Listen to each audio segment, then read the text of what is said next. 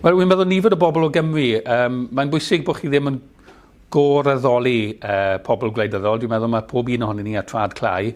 Ond mae pobl fel Lloyd George, pobl fel yna i fynd Bevan, Gwynf Evans, wrth gwrs, yn dangos bod modd wneud gwahaniaeth os ych chi'n benderfynol ac os ych chi'n styfnig weithiau ac os ych chi'n siŵr iawn o'r hyn ych chi eisiau i'r blaid neu'r genedl i gyfaidd.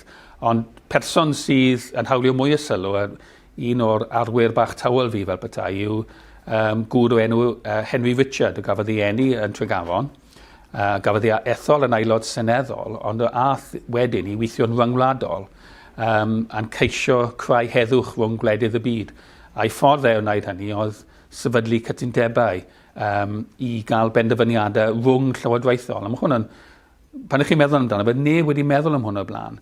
Cael llywodraethau i drafod a cytuno pethau cyn mynd i ryfel, cyn mynd i derfysg ymysg ei gilydd, achos y drefn cyn hynny, wrth gwrs, oedd cael ryfel, a wedyn cytundeb ar ddiwedd y ryfel i setlo'r fater.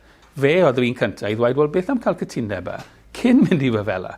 A mae waith wedi arwain yn uniongyrchol at sefydlu cyngfair cenhedloedd fel oedd yn cael ei alw ar y pryd, a wedyn, wrth gwrs, yr cenhedloedd unedig fel sydd gyda ni nawr. Gwaith pwysig iawn gan gŵr o bron 2 ganrif yn ôl nawr.